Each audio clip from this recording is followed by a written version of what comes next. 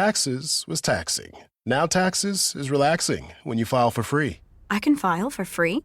TurboTax Free Edition. Roughly 37% of filers qualify. Simple Form 1040 returns only. See if you qualify at turbotax.com/free. I can file for free.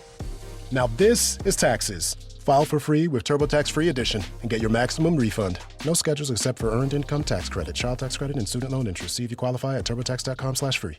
If you're a facilities manager at a university, you know students rely on the cafeteria for breakfast, lunch, dinner, and the occasional late-night snack. So when a dishwasher breaks down and dirty plates pile up, the mess hall can turn messy in the blink of an eye. Enter Grainger. With over 1 million industrial-grade products and fast delivery, the product you need now is never far away. So you can turn that dishwasher back into a lean, clean washing machine. Call, click Grainger.com, or just stop by. Grainger, for the ones who get it done.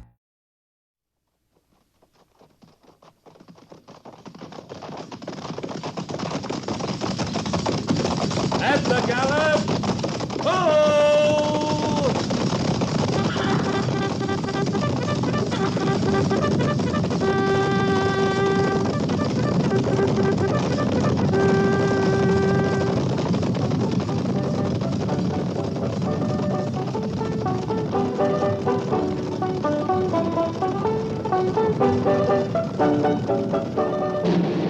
Fort Laramie.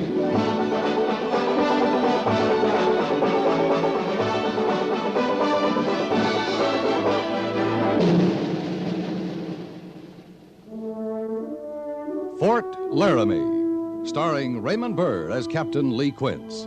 Specially transcribed tales of the dark and tragic ground of the wild frontier, the saga of fighting men who rode the rim of empire, and the dramatic story of Lee Quince, Captain of Cavalry.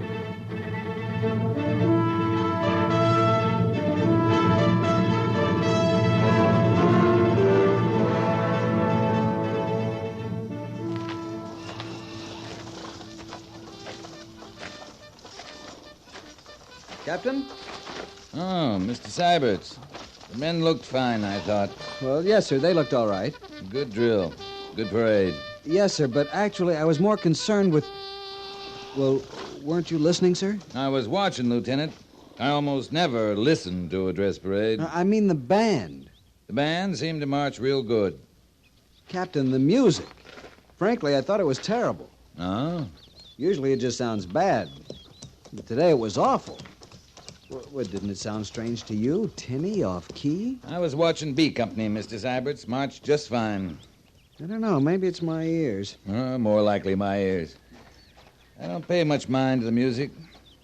When I was a boy, my mother thought I had a promising voice. So I'd sing for her. And the hogs would come running. Then the neighbors got so they'd come running, too. I got a lot of encouragement to quit singing. But just because you couldn't sing well, Captain, doesn't mean you don't have an appreciation for music. Oh, I think it does, Mr. Syberts. You see, I wasn't just obliging my mother. I thought I sounded fine, too. Well, you were considerably younger, sir.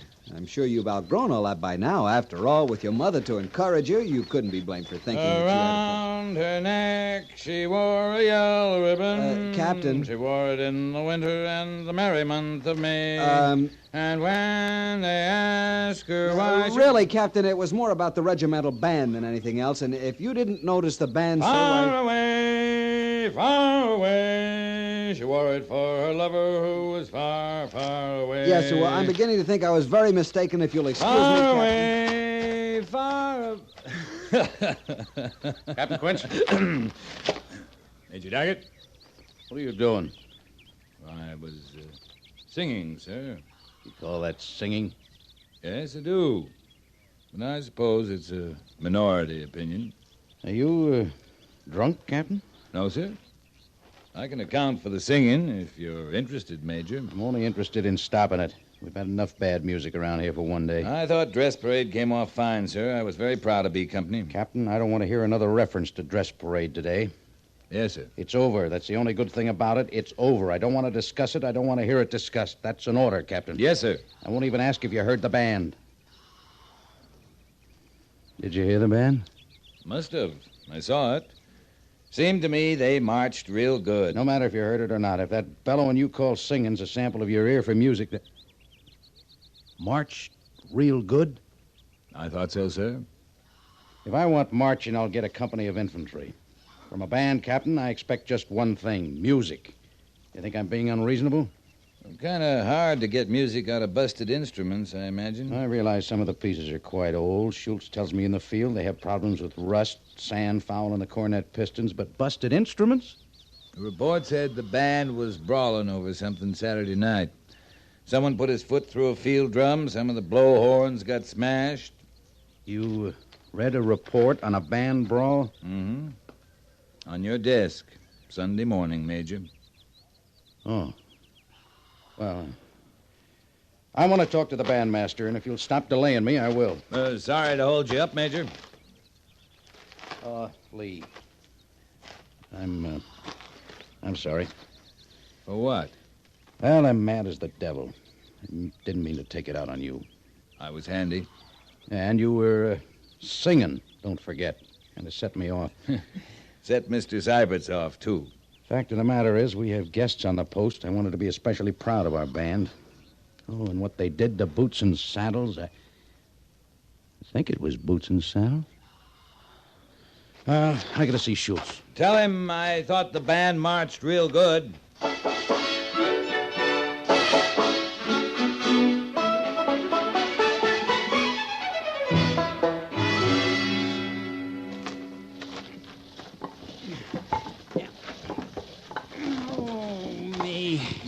Harrison? Not me, Sergeant.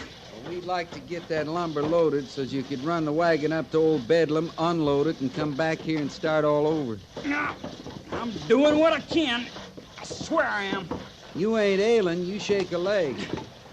Both of them shaking now, Sergeant. All right, Harrison, come out with it. I got about half a minute's patience left. You know I'm a reasonable man. You know that right off. Well, if I'm not reasonable, maybe there's a cause. I ain't got long to wait. Like this contrary weather.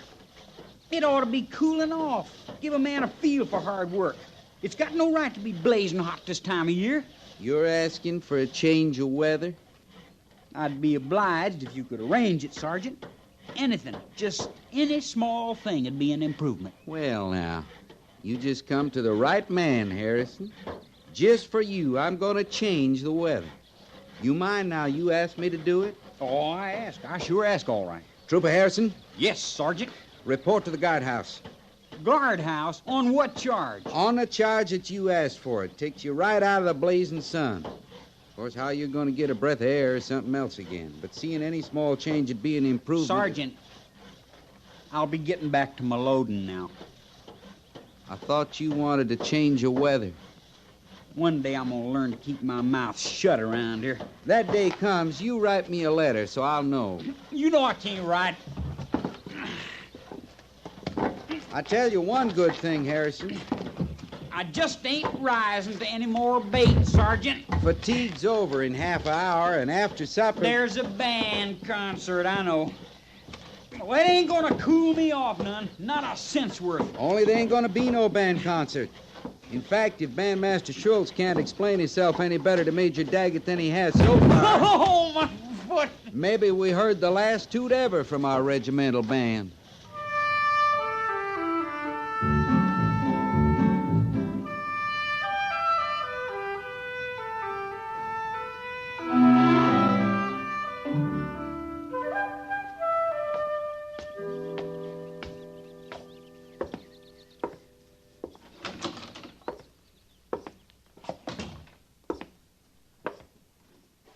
Pliny? Pliny? Other shows we have for you to enjoy at myclassicradio.net. The Avengers was most certainly not a household name in South Africa prior to the radio series. With no national television service until 1976, the mechanism simply was not present in the country to show television programs to mass audiences. While many other countries reveled in the filmed adventures of John Steed and Company, South Africa was not equipped to join in the fun. The series took Britain by storm and made a major impression in the American markets, being that greatest of rarities, a British series given a network transmission slot. However, as a film series, rather than a videotaped one, The Avengers was able to gain a modicum of exposure in South Africa through film rentals. Come and listen at myclassicradio.net. Other shows we have for you to enjoy at myclassicradio.net.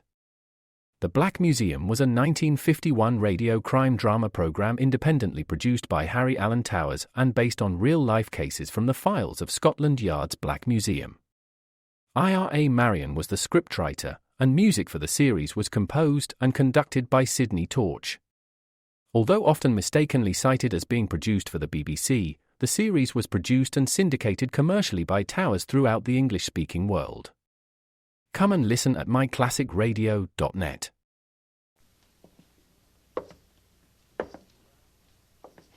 You around, Pliny? No.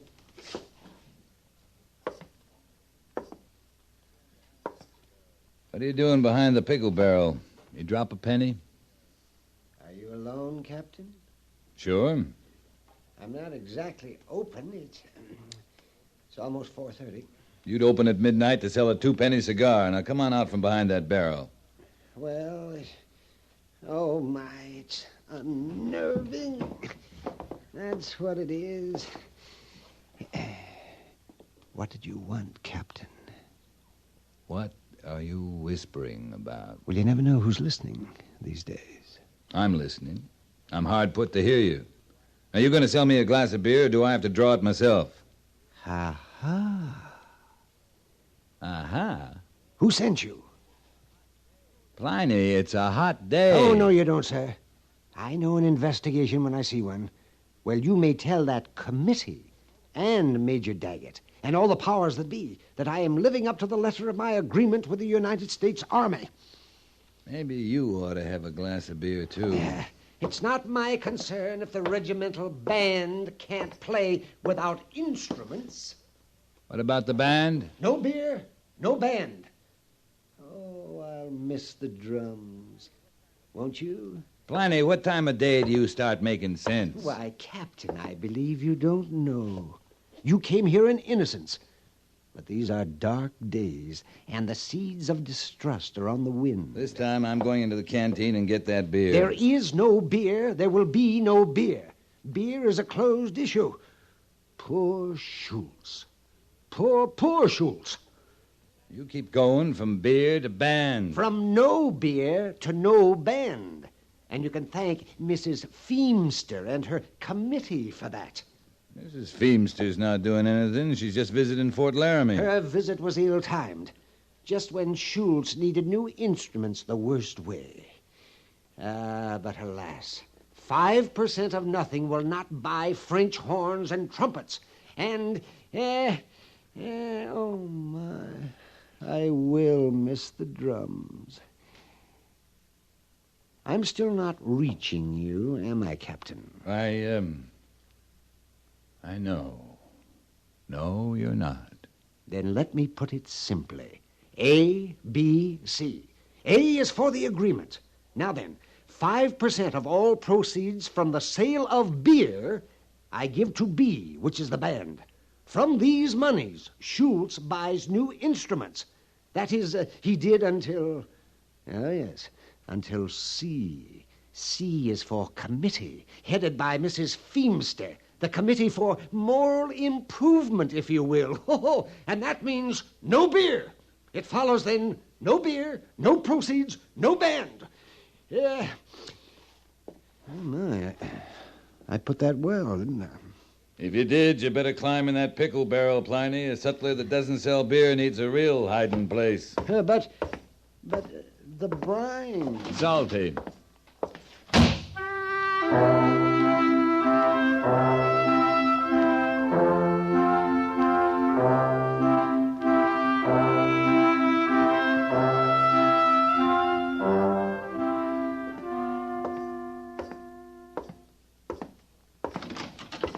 Oh, Captain, I was just about to send for you. Just came from the settlers, Major. You got any idea what's going on around here? Hold your voice down. Come here. Pliny was whispering, too, for a while. Now, listen to me, Lee. I get a better idea than anyone what's going on around here. Mrs. Feemster's in my office now. Let's go in here. The Army run by a woman now, Major? That's not funny, Lee. I don't mean it funny. I can't get a glass of beer. Pliny says that woman's why. I've just learned from Washington that there's several thousand Mrs. Feemsters, Captain, and their ranks seem to be growing daily. Not only that, but they're also Mr. Feemsters, and their voices are getting louder every day. Mrs. Feemster doesn't like beer? On moral grounds. She like whiskey better? Whiskey isn't the issue. Beer, light wines, such as are sold at the Sutler's Canteen. Then she likes whiskey better. She wouldn't see it that way. Besides, it isn't just the beer. That's just part of their plan for moral improvement. They want to see that all posts have libraries, more recreational facilities, concerts. From the regimental band playing on no instruments? Well, Mrs. Feemster realizes the problem there. I got nothing against libraries, recreation. We need 'em. But do you think we got any kind of a drinking problem at Fort Laramie? I've never been aware of one. If we had one, you'd be aware of it. We all would. And if we had one, it wouldn't be on account of beer served at the Sutlers. I know that, Lee. You act like this was up to me. Well, let me assure you, it isn't. Ms. Feemster, post commander? I'm still in command here, and that means I still follow orders from Washington. That's where the real pressure's coming from. They've banned the sale of beer at Fort Sully, Fort McPherson, and Fort Totten, and I can't keep them from banning it here. That brings us back to whiskey again. If a man can't get a glass of beer on the post, he'll go off the post. You think Mrs. Feemster knows what a hog ranch is? A whiskey ranch? I doubt it. Well, they got 'em now, all around Fort Sully and Fort Totten. And men that used to drink beer at those posts are stealing off and rotting their insides on hog ranch whiskey. You seem pretty sure of your facts, Lee. Ask Major Trucks. He got the information at the post surgeons' meeting last month at Fort Randall. The post surgeons are recommending that they reopen the canteens.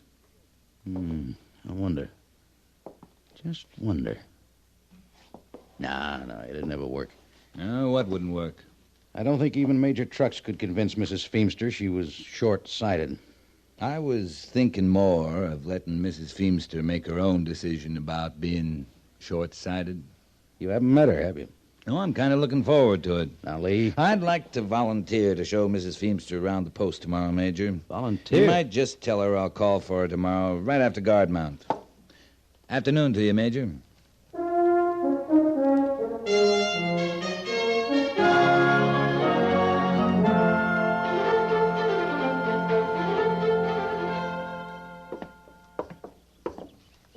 Of course, in time, we'd want to build a library building separate, but that takes time. Right now, there's only one building not being put to use. Well, I'm sure I don't know where that is, Captain. Goodness knows we've covered most of the post. Except the Sutlers, ma'am. It's just ahead. But surely the Sutler store isn't vacant. Well, not the store, just the canteen. It's part of the same building. Is that where they keep beer? When they had it, ma'am. My dear young man, I have never set foot in a saloon, and I don't intend to go now. The saloon's where they sell liquor, ma'am. This canteen's an empty room and a counter. But if you don't want to look at it, You're why... certain there's nothing in the nature of spirits in there? I give you my word, Mrs. Feemster. There isn't a sign of spirit in there now. Very well, then. I suppose I should take the long view. After all, the library is the important thing. But in a saloon... Canteen. I'll take your word there's a difference, Captain. After you, ma'am. Thank you, Captain. Canteen straight ahead, Mrs. Feemster. Now then, Pliny, I got a long order here. Best you write it down. Just a moment, Sergeant. Just a moment. Captain? Yes, Pliny? Oh, have you met Mrs. Feemster? This is Pliny Burgess, the sutler. Mr. Burgess? Madam? Now, Captain, you know very well the canteen is...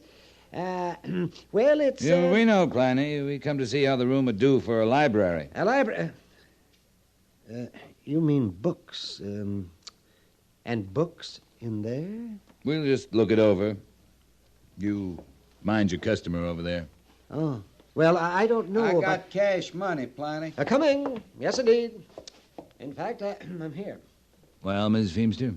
Well, yes, I think perhaps you may be right, Captain. Lemon extract. This room would make... I want all the lemon extract you got. All the vanilla, peppermint, ginger. All? Every drop. Then I want everything in stock in the way of cinnamon, red pepper sauces, bay rum. You got any smelly water, Pliny? Smelly? Oh, no, I don't believe I have any. Oh, no. You're not paying much mind to the room, ma'am. Hey? Oh, why... Oh, yes, it's first rate. Splendid. O.D. something, Pliny. O.D.? Smelly. Excuse me, ma'am. You know what I'm trying to say. I? You know, you women folks uses it sometimes. Smells right nice. O.D. O.D. Cologne. Oh, that's it, ma'am. Thank you kindly. I'll take all you got, Pliny. All I've got. Seems to me we could get several hundred books in here, Miss Feemster. Now, along that wall there, we just could... a minute, Captain. Young man. You talking to me, ma'am? I am indeed. Your order to Mr. Burgess, all the lemon extract, all the cologne. Yes, ma'am. May I ask what you're planning to do with it? Why, drink it, ma'am. Drink it? Well, maybe not all of it. I'll sell some, chances are. Maybe give some now and again to my friends. But... Drink it? Why, ma'am, you strain extract or that OD stuff through some coarse bread, you got a fine batch of alcohol. Oh, my. Now, myself, I'd rather have a glass of beer, but we can't get that no more here, so, well, man's left to his own devices, you might say. Thank you, Gorse. I just hope it did the trick, Captain. Right now, we almost have this added up, so let me see what that comes to $57.43, Sergeant. Pliny, I've been thinking this over. Huh? Oh.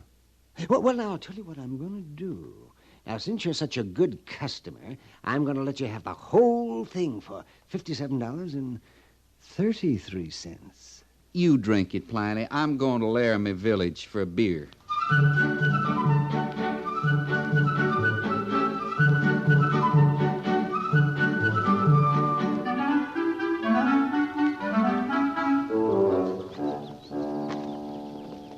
Why, Captain, you've come to say goodbye. No, I wasn't sure I'd be welcome, Mrs. Feemster.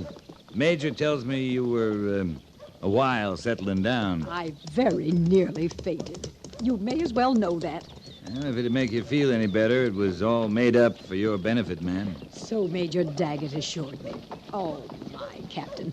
I'm going back to Washington with a brand new outlook. I think our Committee on Moral Improvement may just revise its thinking a bit. You talked to the post surgeon? Indeed, I did. I'm taking the entire matter up with all of official Washington. Yes, ma'am. And I want to thank you for opening my eyes, Captain. And that nice orderly of yours. Harrison? Yes, Trooper Harrison. He's the one who makes those nice outdoor stoves. He is? He was cooking last evening down by the Laramie River. I was out for my evening constitutional, and he explained it all to me about his stove. A retort, a condenser, and a receiver. Harrison? He called it a stove? Oh, he had some other name for it. A foolish name, too. A foolish name like a still? Yes, but I could see it was a stove. He's promised to send me the plans, show me just how to make it. Mrs. Feemster, that stove, I was just... Oh, my goodness, the stage is ready. Goodbye, Captain. Goodbye, Mrs. Feemster.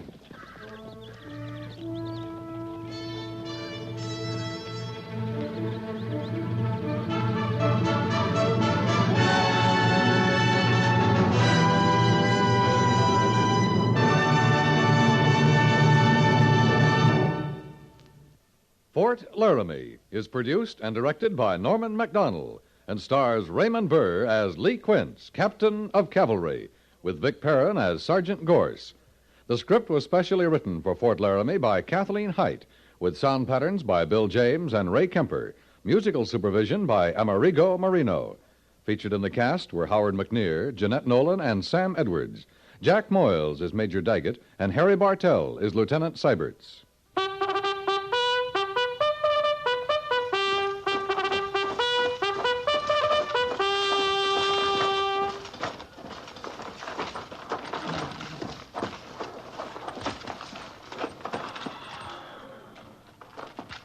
Company, tension! Dismiss.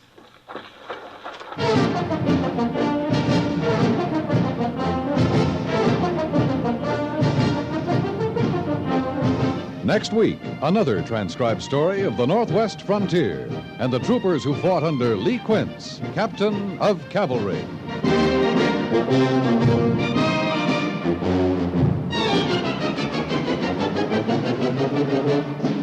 Are you a student, businessman, musician, stamp collector?